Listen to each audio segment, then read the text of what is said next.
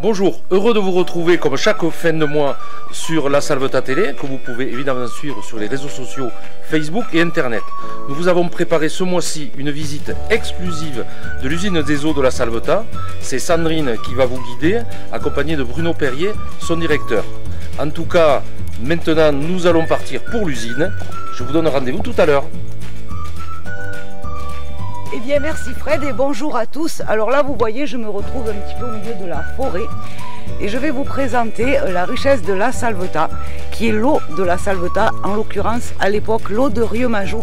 Et bien voici où tout a commencé, cette petite source qui depuis 1848 fait pétiller la Salvetat. Et je vous invite à découvrir son évolution depuis cette époque jusqu'à nos jours. Allons visiter l'usine d'embouteillage.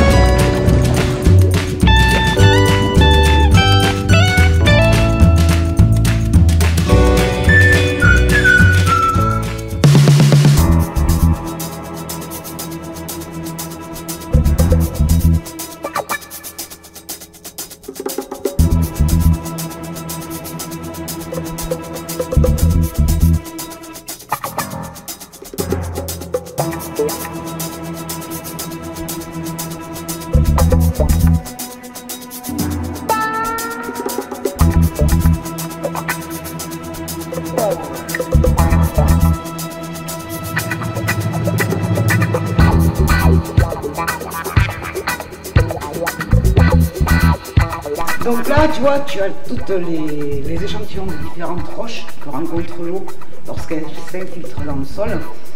Et c'est tout ce mélange des roches avec l'eau qui, au bout de plusieurs années, fait que ça devient l'eau de la Salvetat. Donc il y a vraiment de tout, du granit, de la pegmatite, etc. Donc voilà, ils les ont mis ici.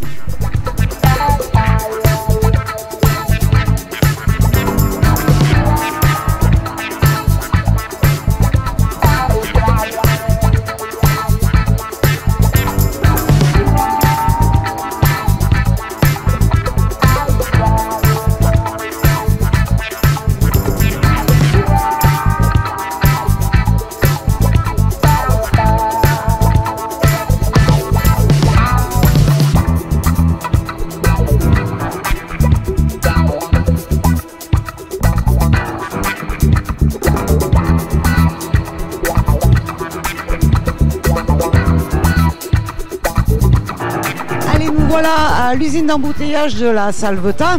Je suis avec Thierry Barré. Alors Thierry, où est-ce que tu nous amènes? Je vous amène dans le local de soufflage. C'est un atelier dans lequel nous fabriquons les bouteilles. D'accord, donc qu'est-ce qu'on va voir exactement comme machine? Eh bien, nous allons voir des machines, des souffleuses de bouteilles. Une machine, une 10 000 et une 24 000 bouteilles. Voilà. Donc dans ces machines, nous rentrons une préforme, voilà, qui est en PET. Voilà. Et nous la rentrons dans un four, refroidir et ramollir le PET. Une fois que ce PET est ramolli, nous le rentrons dans un moule qui a la forme de la bouteille. Nous l'étirons, nous la soufflons de façon à ce que la préforme devienne une bouteille. Voilà. Et à la sortie, eh bien, nous l'envoyons par un système de rail, de convoyeur, et nous l'envoyons après dans l'atelier de soutirage pour pouvoir la remplir.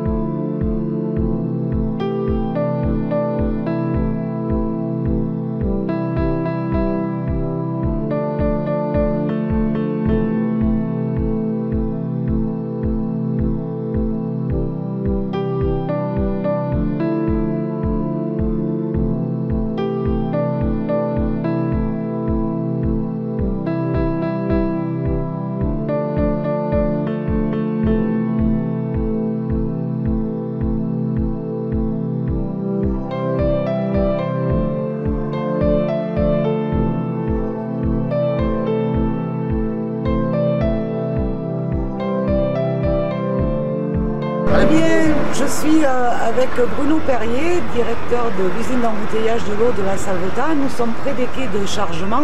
Merci de nous accueillir à l'usine pour la Salvetat TV. Alors parlez-nous un petit peu de la ligne de production que nous venons de visiter. J'ai l'habitude de dire, ce matin, vous avez visité la plus belle usine du monde pour plusieurs raisons. Parce que, un, c'est vrai, c'est une vraie fierté de voir cette usine. Je pense que les images ne vont pas contredire mes dires. Mais ce que j'aimerais que vous ayez aussi vu dans la visite, c'est que dans une usine, il y a des gens, il y a des métiers dans une usine. Et c'est la vraie richesse de notre usine, en dehors des machines. Pour arriver à produire notre belle marque, qui aujourd'hui est la première marque en volume sur le marché français, puisque nous tenons 17% de part de marché, ce qui fait de nous une marque référence aujourd'hui. Pour arriver à être positionné à ce niveau-là, il nous faut des équipes au quotidien performantes et investies sur l'ensemble des métiers. Vous avez dû voir ce matin des métiers de la qualité, des métiers de la production, des métiers peut-être de la maintenance au cours de visite, des métiers de la logistique pour charger. Et c'est une face méconnue de notre activité. Historiquement, les usines ont des images défavorables, c'est lié au contexte, alors c'est une vraie richesse. Et Antoine Riboud disait une phrase que j'ai fait mienne.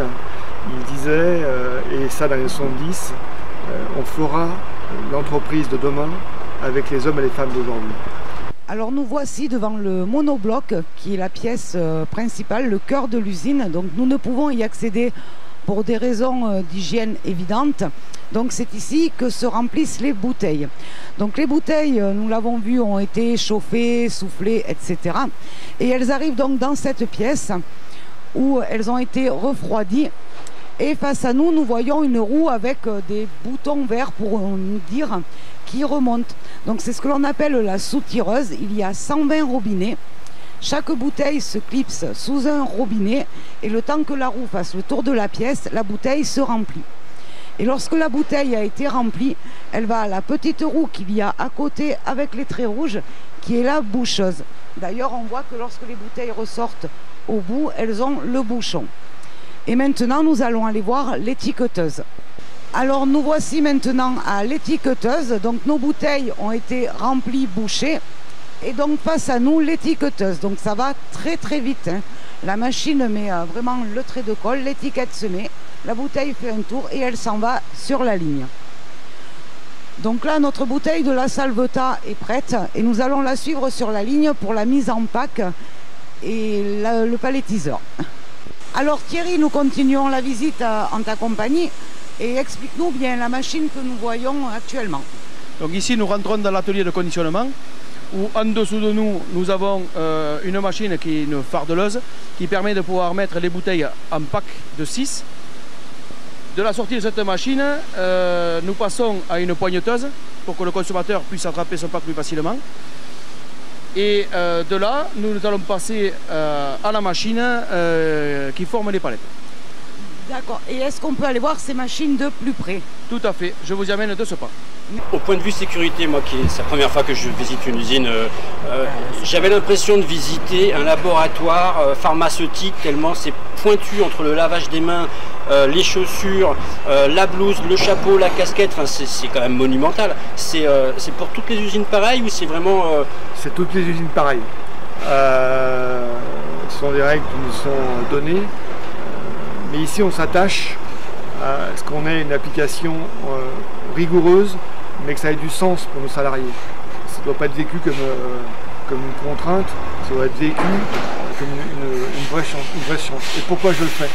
Et ces niveaux d'exigence en termes de qualité nous sont imposés par nos consommateurs, mais aussi ce sont des choix de société. C'est-à-dire que nous faisons partie du groupe Danone et nous en sommes aussi fiers. Et c'est des options qui sont normées pour un certain nombre d'entre elles. Mais la qualité d'application ici est, il faut le dire, assez exceptionnelle. Et on voit quand même que pour vous, le personnel, c'est très important, puisqu'il y a des locaux qui sont réservés uniquement au personnel, une salle avec une télé, un coin fumeur. On n'est que vaincu d'une chose, c'est que la vraie valeur de l'entreprise, elle n'est pas dans les machines.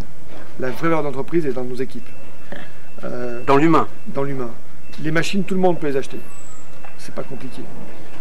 Avoir les équipes les plus performantes, c'est pas un mot péjoratif dans ma bouche. Parce que la performance, c'est pas forcément celui qui va le plus vite qui est champion du monde. J'ai une autre devise, consiste à dire tout seul on va plus vite, ensemble on va plus loin. Allez Thierry, nous continuons notre aventure sur la ligne de production. Donc nous suivons les bouteilles qui ont été correctement remplies, bouchées, étiquetées. Et que va-t-il leur arriver à ces bouteilles? Et bien maintenant elles vont suivre la ligne de stockage là, sur les tapis. Et puis elles vont rentrer dans cette machine, donc la fardeleuse, qui les conditionne en pack de 6 et qui on leur met un film par-dessus de façon à ce que le pack soit formé comme vous voyez là devant. Voilà. Donc nous voici à la fardeleuse. Donc vas-y, explique-nous maintenant ce que fait la machine. Alors la machine, elle forme le pack. Donc vous avez les bouteilles qui rentrent en amont. Elles sont conditionnées, préalablement conditionnées en paquet de 6. Et puis après, nous leur mettons un film par-dessus. Et dans ce format-là, ça rentre dans ce que l'on appelle le four, qui ne fait que chauffer le film de façon à définir le pack. D'accord, donc le four chauffe le film mais ne chauffe pas les bouteilles. Ah, certainement pas, il ne faut surtout pas chauffer l'eau. D'accord, donc et nos packs après, qu'est-ce qui leur arrive? Et alors ces packs, à la sortie de cette machine, elles rentrent dans ce que l'on appelle une poigneteuse. On pose une poignée sur le pack de façon à ce que le consommateur puisse mieux s'en saisir. Nous voici à la fameuse poigneteuse. Donc voilà nos packs effectivement qui arrivent et elles rentrent là. C'est bien ça. Tout à fait. Nous avons les packs qui sortent de la fardeleuse qui arrivent et qui sont parfaitement formés et qui rentrent dans cette machine de façon à ce qu'on puisse leur poser la poignée. Voilà. D'accord, donc en fait tout est automatisé. Tout est intégralement automatisé. Voilà, les opérateurs ne sont là que pour intervenir en cas d'un petit souci. Génial, donc voilà, notre pack est définitivement terminé. Qu'est-ce qu'il devient ce pack? Et maintenant nous allons le palettiser.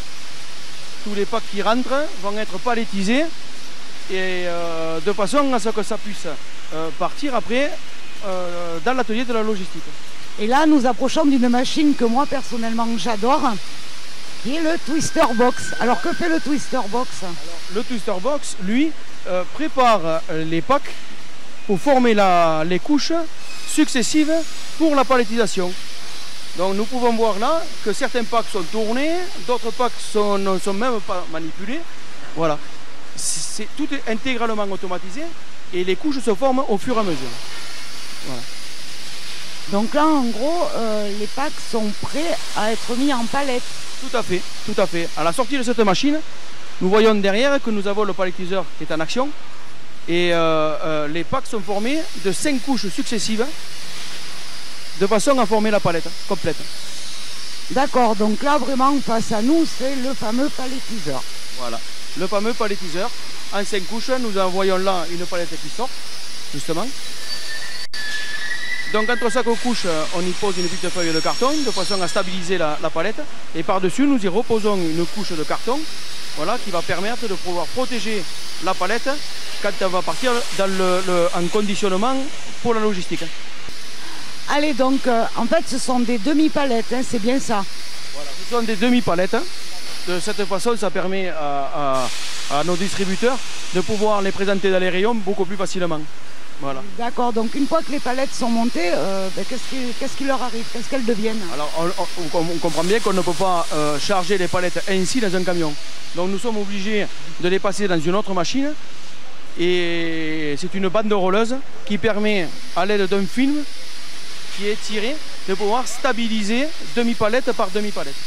D'accord, donc là en fait nous arrivons à la première bande rolleuse. Voilà. Ici nous avons la première bande rolleuse qui permet donc de recouvrir l'intégralité des packs avec un film et qui stabilise demi-palette par demi-palette. Voilà. Ok. Et si je ne dis pas de bêtises, la bande rolleuse qui est à côté pose ce que l'on appelle la coiffe d'étanchéité, hein, au-dessus. Voilà.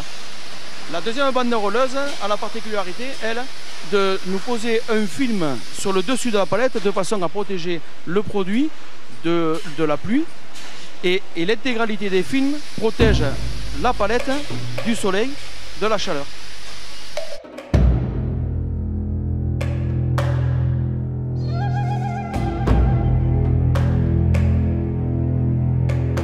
Donc ici nous avons les deux demi-palettes qui sont bande rollées de façon à former une palette unique. Et à notre droite, nous réunissons donc les deux demi-palettes sur une palette mère, de façon à ce qu'elle puisse être manipulée plus facilement par les chariots et les batteurs.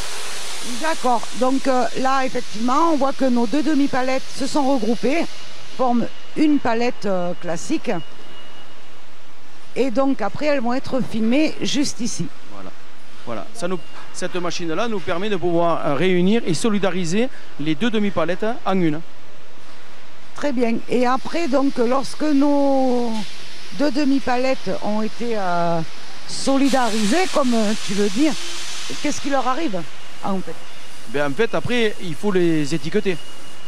Voilà, on leur pose une étiquette avec la date de production, l'heure de production et le code produit. Donc ça, c'est pour ensuite, lorsqu'elles arrivent dans les plateformes de grande surface. Voilà, tout à fait. Ça nous permet comme ça d'avoir une traçabilité et d'avoir un suivi de nos produits. Thierry, nous voici sur la traçabilité des palettes. Tout à fait. Donc ici, vous voyez, les palettes, elles arrivent. Et nous avons une étiqueteuse qui nous pose une étiquette sur les trois faces d'une palette. Donc c'est grâce à cette étiquette que vous pouvez suivre les palettes et que les plateformes savent exactement ce qu'il y a sous ces plastiques. Tout à fait, ça va même plus loin parce que nous sommes capables de savoir en temps et en heure où se situe une palette partout en France.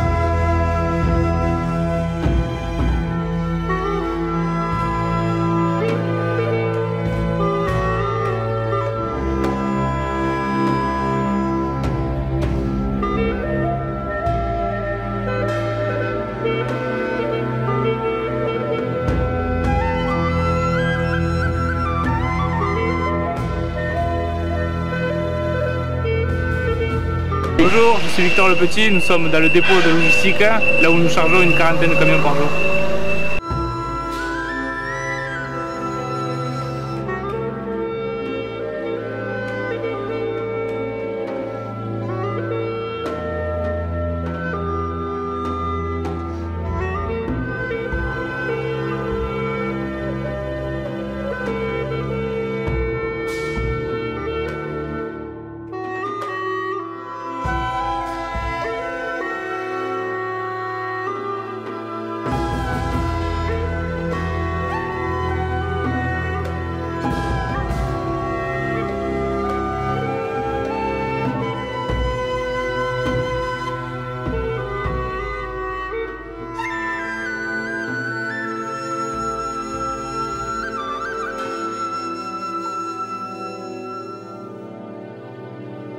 Dernière question, c'est la Salvetat, c'est du groupe Evian, et alors vous vous appelez Bruno Perrier.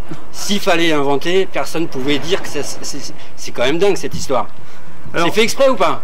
Il y a du piston ou il y a... Il y a une dernière chose, effectivement, je m'appelle Bruno Perrier, j'ai rien à voir avec la famille. Perrier est l'autre grande marque sur laquelle au quotidien on lutte, c'est un sport, hein, c'est pas une guerre. Donc non, c'est pas une blague, je travaille depuis très longtemps dans l'eau, donc c'est quelque chose qu'on m'a souvent dit. Et pour conclure, Et pour conclure, pour dire Salvetat Bruno Perrier. Et j'ai longtemps habité à Vichy, comme quoi vous voyez, on peut faire une trilogie parfaite. Merci de nous avoir reçus, Bruno Perrier. C'était un plaisir.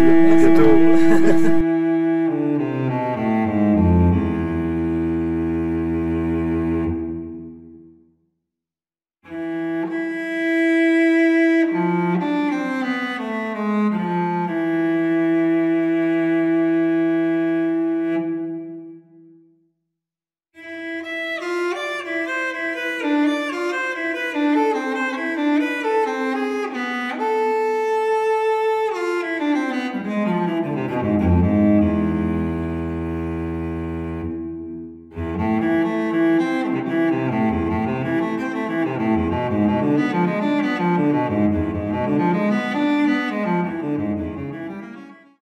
Voilà, mais j'espère que ce reportage vous a plu, qu'il a éveillé chez vous une curiosité. En tout cas, merci à Sandrine de nous avoir guidés, merci à Bruno de nous avoir reçus.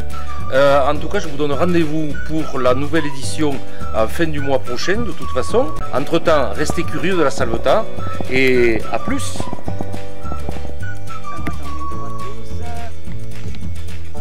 Merci Fred et bonjour à tous. Sur les ondes de France Bleu. Nous... Oh putain. Vas-y. Donc j'avance. Eh bien, merci Fred, bonjour à tous. Je passe par là. Ouais. Bonjour et heureux de vous retrouver sur la Salvetat Télé. Nous avons tourné. Non, nous avons tourné.